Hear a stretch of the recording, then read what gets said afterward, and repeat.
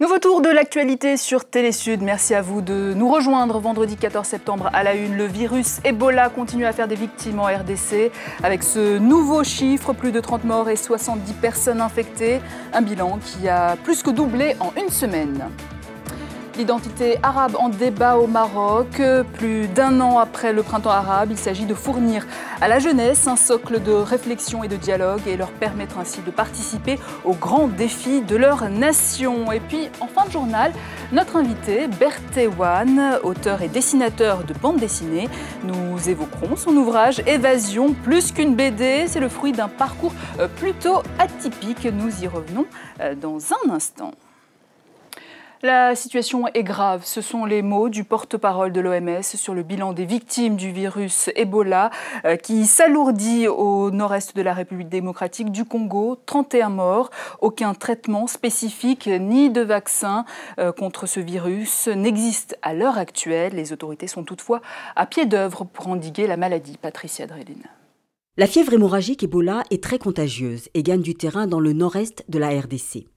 L'épidémie aurait commencé au mois de mai dernier.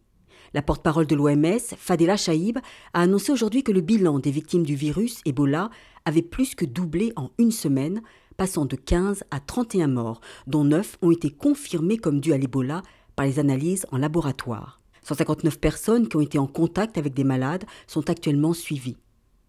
Une première mondiale, une Congolaise de 29 ans atteinte du virus a accouché d'un garçon à l'hôpital d'Issiro en RDC. Le bébé, né prématurément, est sous traitement intensif. Depuis l'apparition du virus Ebola en 1976, aucune malade n'avait réussi à mettre au monde. Au mois d'août, 16 personnes ont succombé au virus en Ouganda voisin. Les experts sanitaires pensent toutefois que les 2 foyers d'épidémie n'ont aucun lien. L'OMS a lancé une mise en garde sur le risque de la propagation aux grandes villes de l'épidémie actuelle du virus Ebola en RDC. Au cours d'un point presse organisé conjointement avec l'OMS, le ministre Félix Kabange-Numbi se dit préoccupé par l'augmentation des cas de cette épidémie. Pour l'heure, pour endiguer cette fièvre hémorragique, il n'existe aucun vaccin ni traitement spécifique. Dans l'actualité également, des dizaines de milliers de personnes ont manifesté ce vendredi dans le monde musulman pour dénoncer le film réalisé aux États-Unis dénigrant l'islam. De nouvelles violences ont donc eu lieu au Soudan. Un manifestant a été tué. Je rappelle que le film avait déjà enflammé la rue mardi en Égypte et en Libye avant que les protestations visant notamment les ambassades américaines ne s'étendent à d'autres pays musulmans. Plus d'un an après les révolutions du printemps arabe, la voix de la jeunesse dans la redéfinition des identités, c'est le thème d'un débat public à l'initiative de la jeunesse du Maghreb et du Moyen-Orient. Objectif, exprimer de vive voix sa détermination à jouer son rôle dans le nouvel élan démocratique. Aïssatou Faye. Les jeunes arabes du Maghreb et du Moyen-Orient ne comptent pas rester indifférents aux grands défis de leur nation. Dans le cadre de l'initiative La Voix de la jeunesse dans la redéfinition des identités arabes, un séminaire s'est tenu à Rabat au Maroc pour réfléchir sur les moyens de créer des opportunités en faveur de la jeunesse arabe, et ce à travers sa participation au dialogue et au débat sur les questions de pluralisme et de la démocratie. Sur le plan démographique, les jeunes constituent 60 à 65% du total de la population arabe, donc la majorité. Alors, ce sont les jeunes qui vont être les leaders de demain et il faut ainsi les préparer. Nous devons être prêts pour la réalisation de nos rêves et de nos ambitions, ceux des générations futures et antérieures et qui n'ont pas réalisé quelque chose. Ce sont les jeunes qui ont œuvré pour les changements et c'est pour cela qu'ils se sont révoltés contre les régimes dictatoriaux.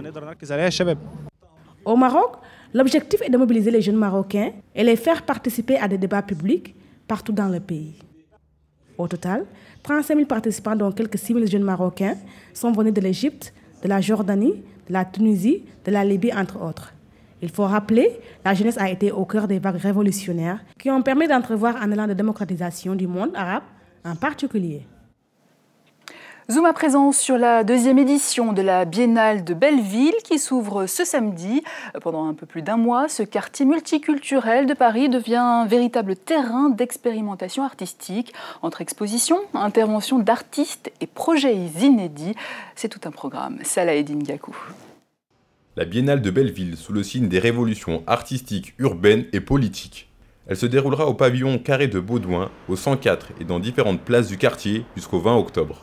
Les commissaires de la manifestation ont pris en compte la diversité et la mixité qui caractérisent le 20e arrondissement de Paris pour choisir les œuvres exposées. Le sujet de la Biennale, c'est Belleville. C'est, je dirais, sa richesse de population, c'est sa mixité sociale, urbaine, architecturale, sociologique.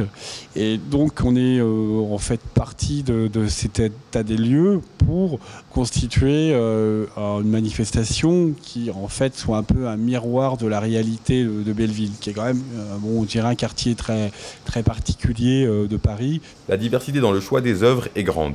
Elle va de Abraham Cruz Village et ses 41 affiches à Bevis Martin et Charlie Yule pour Planet Pegs. Il y en a pour tous les genres. Les artistes ont tenté de jouer avec les couleurs et les formes tout en gardant à l'esprit le thème de la révolution. Ma proposition, c'est un peu comme un manuel pour si on veut faire une nouvelle révolution et emprunter sur cette logique de révolution de fleurs ou de couleurs, qui sont des révolutions à base de formes non violentes. On a à sa disposition cette proposition. À partir de samedi et pendant un mois, Belleville devient un terrain d'expérimentation artistique avec une ouverture sur le monde. Et on accueille à présent notre invité, Bertewan. Bonsoir. Bonsoir. Vous êtes l'auteur et le dessinateur d'une bande dessinée, L'évasion, aux éditions Indies. Mais ce qui nous fascine plus que tout aujourd'hui, c'est ce parcours incroyable. Alors avant de poursuivre, voici votre portrait signé Moïse Moukoro. Bertewan, 35 ans, c'est un homme au parcours atypique. Condamné à 10 ans de prison pour le braquage d'une bijouterie, ce jeune homme du 9-3 va profiter de son passage derrière les barreaux pour révéler son talent hors norme de dessinateur. Il émerveille ses co-détenus et les surveillants par ses dessins. En 2009, celui qu'on appelle l'artiste remporte le grand prix de la première édition du concours Transmirail à Angoulême. Malgré la vie carcérale particulièrement difficile, Bertewan reprend ses études et obtient un BTS en communication. En février 2010, il est relâché sous liberté conditionnelle. Une nouvelle vie commence. L'évasion, son premier album, peut sortir. Cette bande est dessinée à 90% dans la prison. Raconte l'univers carcéral et offre une occasion inédite de s'interroger sur la perception de cet environnement et souvent avec humour. 2012 verra naître Abigail, l'héroïne de sa deuxième BD. L'auteur raconte les aventures d'une jeune fille de 20 ans élevée à la campagne qui part ensuite poursuivre ses études en ville. Pour être davantage inspiré et surtout pour que les coups de crayon reflètent bien l'imagination, il faut un cadre idéal. Je dessine tout seul, à la maison, enfermé, même par beau temps, même par très beau temps. Mettre tout seul entre quatre murs ne suffit pas, il faut aussi des notes de musique. Alors là, je suis bizarre. J'aime bien dessiner avec de l'opéra en fait. De la Courneuve Galerie d'art parisienne, le parcours du dessinateur Bertewan continue de fasciner. L'image de l'enfant braqueur est désormais presque oubliée et remplacée par un gamin au talent inédit. Un gamin au talent inédit, un auteur, un dessinateur engagé. Bertewan, comment vous définissez-vous aujourd'hui? Juste comme un jeune qui a découvert sa passion bien trop tard. Alors le jour où vous sortez de prison, à vous la liberté, qu'est-ce que vous vous êtes dit exactement à ce moment-là précis? Je me suis dit que ça y est, je suis dehors, le plus dur est passé et aujourd'hui je dois aller de l'avant et tout faire pour ma passion, quoi. Et c'est à ce moment-là qu'a germé l'idée de cette BD? Alors c'était déjà bien avant, j'étais enfermé quand j'ai pensé BD en fait, je dessinais déjà. Vous dessiniez, vous écriviez déjà? Tout à fait. Dans les bulles, on faisait vos bulles. Voilà, tout à fait. Et puis je me suis dit, une fois sorti, il faudrait que je montre à des personnes. Et si vous deviez donner 3 noms de personnes qui vous ont inspiré dans ce domaine? Alors je dirais Cabu, je dirais El Diablo et je dirais Eric Salch. Alors, très éclectique. Alors l'évasion, c'est le titre de votre BD, pas une autobiographie, sinon vous ne seriez pas là. C'est vrai, si j'avais parlé de moi, ce serait pas marrant en fait. Et du coup, vous avez parlé de votre entourage qui ont vécu cette évasion que vous racontez dans votre BD. C'est bien ça. Et vous avez d'autres histoires en lien avec les personnes que vous connaissiez, que vous racontez dans cette BD?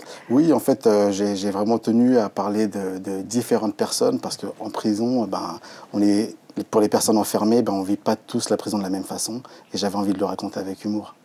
Alors, vous êtes en liberté totale depuis 6 mois maintenant. On a le sentiment que ça ne change absolument rien du tout, que le succès est déjà là en quelque sorte.